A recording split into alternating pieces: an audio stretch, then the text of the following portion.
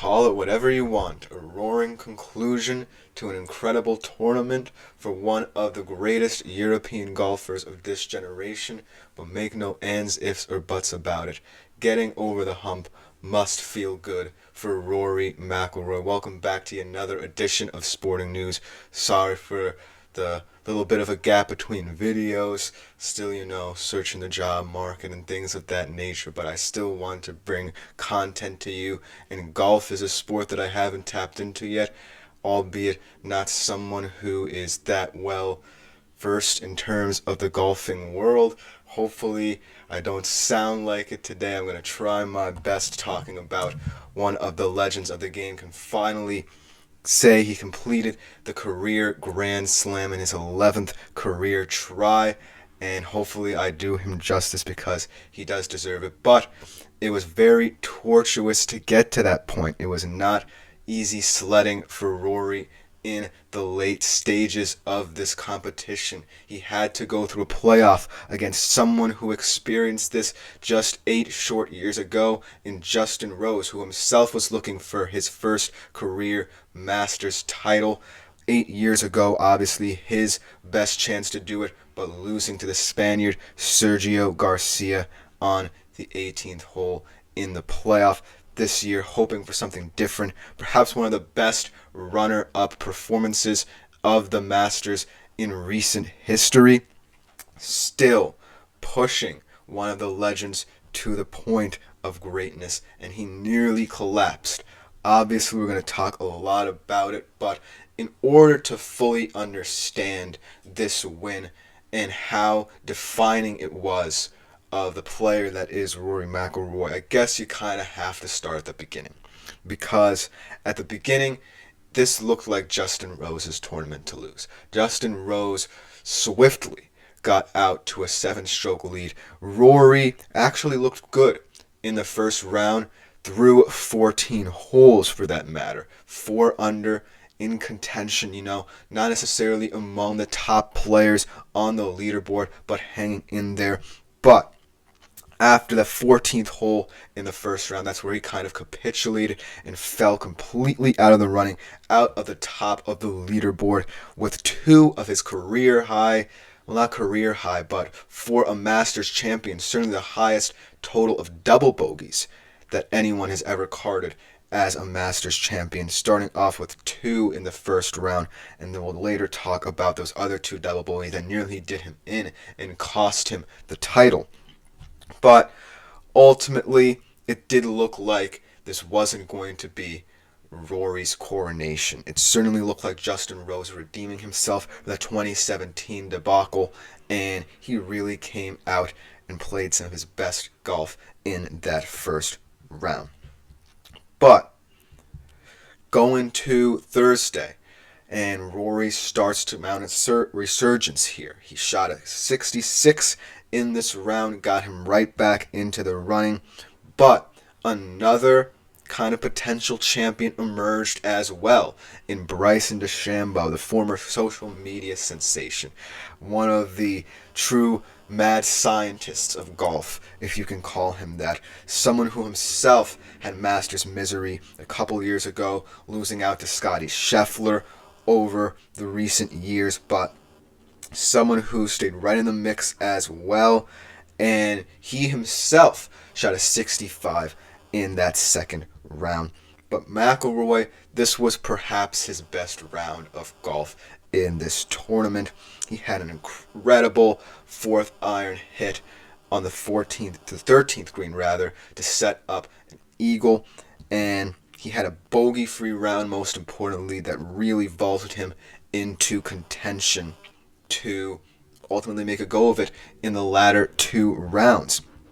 And as this was going on, it was always in the back of the minds of people that he might be able to do this. But I don't necessarily think it was until the second round that dreaming became possibility, because there were so many different players who are stepping up their games in the latter rounds. You had DeChambeau, and we'll later talk about other players who are in and around the top of the leaderboard come the latter 2 rounds of this competition. But McIlroy really proved that he could shake off the rough start in the first round and get back into contention. But the third round is where we started to kind of assess who the top members of this field were going to be. And I feel as if the third round may not have been Rory's best round of golf in this tournament, but it still cemented him as the favorite headed into yesterday's final round. He had another 66, another iron shot. The iron shots all weekend were his bread and butter. His ability to hit the ball onto the fairway, onto the green on approach shots was incredible. It was truly impeccable golf. And we'll talk about how putting nearly did him in, but his iron shots really kept him in it all weekend. He had another great 6-iron hit on the 15th, had another great eagle shot there as well. And at the end of this round, he put himself 4 shots above the field and 5 clear of DeChambeau, who was largely viewed as someone who would go with Rory into that final pairing on Sunday to truly determine who was going to win this thing. But in the last 3 or so holes, Bryson came back a little bit. He had birdies on the 15th and 16th, close Rory's stroke lead to 2, and ultimately made this a very compelling race heading into the final round. Now, obviously, when you look at how this set up, with Rory, ever the traditionalist, the 35-year-old who was going to stick to his pure game to win this thing, compared to someone like a Bryson DeChambeau, only 4 years younger actually, which kind of might be shocking to some people who may not be as familiar with golf, but certainly someone who is more of the digital age, used social media to his advantage to get to this point, and has been in and around the discussion as one of the greatest golfers of this newer generation, but hasn't necessarily broken through and won as many championships as one would expect. Obviously, last year probably his best chance, and really his chance of making a name for himself in the Masters stage. But this felt like his breakthrough. But I feel like if there's any way to define this Masters competition with this final round, because it was torturous for almost every single golfer in the top 5. You had so many storylines, right? Rory completing the career Grand Slam. Rose still in the picture, as someone who himself was trying to look for his first career Masters after devastation 8 years ago in his best shot. DeChambeau, can he finally break through and win the Masters after performing well in recent years? Then you had guys like Scottie Scheffler, still in the periphery of things, but looking to make a move on the final day, completing an impressive stretch of Masters wins over the past 4 years. And then a young Swede who we'll definitely be talking about in this final round recap, Ludwig Ahlberg, someone who's still searching for that first major title to vault himself into the status of being one of the best young European golfers of this new generation. So let's try and recap a very torturous yet very exhilarating final round of golf at the Masters. And I feel like Rory started off okay here. He was someone who was going to stick to his game, but eventually that game might have some slip-ups. And he certainly slipped up in the second hole. His third double bogey of the competition came, and DeChambeau now had the lead. And DeChambeau is someone who got to this point by being, more of the flashy kind of guy, but himself kind of modeling Rory's game of being a strong iron hitter. So this was going to come down to whoever putt the best. But ironically, the person who putt the best in the final round was probably not one of these two guys. It was probably Justin Rose. An incredible final 18 holes for Justin Rose. 6 birdies, only 2 bogeys to really cement himself as one of the front runners of this thing and someone who really was going all out for that first Masters title, forcing Rory's hand to try to overcome that. But then McIlroy, in the early stages after that second hole bogey, he had a birdie, and DeChambeau started collapsing. And McIlroy suddenly found himself with a 3-stroke lead over DeChambeau.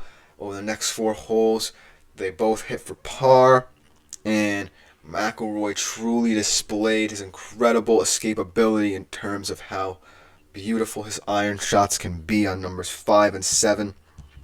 And then they were up to the 9th, halfway through their final round, with McIlroy still the dominant leader in front of DeChambeau, who still at that point, surprisingly, through half of the final round, was alone in second. So at this point, Justin Rose's performance wasn't necessarily seen as one that would get him into the race.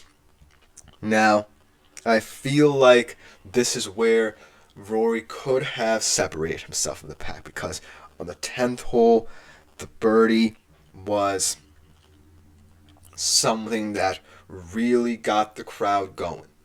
But then after that, in the back half of the back 9, after about number 13, that's where he really started to falter. But then the thing that surprised me was around that 10th hole as well, where DeChambeau really started to capitulate. And Rose now really became the front runner who would challenge Rory, who himself was the 18 and 36 hole leader and really only kind of faltered in the 3rd round, who had risen. On Saturday, he only shot at 75, dropped into 7 off the lead, but on the Amen corner, one of the hardest stretches in all of golf, he went birdie, birdie, birdie to put himself into solo second. And McIlroy at this point kind of slipped up on 11, bogeyed, parred on the 12th, and he still had that 3-shot lead. And then we get into 13, a hole where McIlroy was very impressive throughout the entirety of the competition. Went 4 under on the hole. The first 3 rounds really attacked the green well. But this is where we start to see a little bit of that conservatism in Rory's game really settle in. He had a double bogey on this one. Then he missed a wedge shot on, I believe it was the 15th hole. And then as this was happening, Rose completed another birdie stretch on 15 and 16. And then all of a sudden, we found ourselves with a tie at the top. And while this certainly kind of created a dynamic shift in terms of how the patrons of the Masters viewed this, they respected Justin Rose and his ability to hang in it after 2 impressive first rounds and that terrible 3rd round to come back and push Rory to this point. But they wanted McIlroy to win it, and all of a sudden, the momentum in the crowd kind of shifted. But then, Ludwig Ahlberg entered the conversation. He was the 2024 runner-up, actually one of the most promising young golfers, and all of them were tied at 10 under, but Ludwig Ahlberg obviously is not as seasoned as either Rose or McIlroy at this point, and he capitulated completely and had bogey and triple bogey on his final 2 holes. But then we get into the 15 for Rory, and he, on that 15, overcame some mistakes on 14 and 13, and hit another eagle, seemingly with a 2-stroke lead now, putting this to bed. But then Rose had another impressive 18th hole where he posted 11 under, went into the clubhouse actually with the lead, with the mark that Rory needed to match over his final 2 holes. And after that, it really came down to whether or not Rory's putting was going to be on full display. Because all he needed was a birdie on one of the final 2 holes to really try and wrap this up. But after the birdie on the 17th, that's where everything kind of capitulated a little bit. He did not necessarily have his best approach shot. He bunkered it, actually. And ultimately, hitting par kind of cemented that this was going into a playoff. So he had the chance to win it then and there. But ironically, his approach shot was the thing that did him in, and that was what sent this to a playoff. Both of them really, really impressive in how they got there. Rose overcoming a poor third round to get himself back in contention. Rory overcoming a poor first round and the foibles of this final round to get himself to that playoff. But now the storyline became which one's going to finally break through.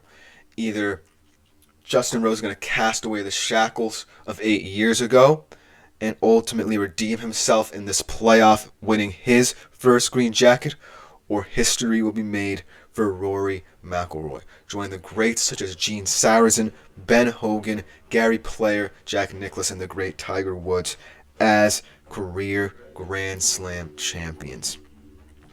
Now, this was always going to be about their different styles, because I believe when I was watching these rounds, and I didn't necessarily watch too many of them,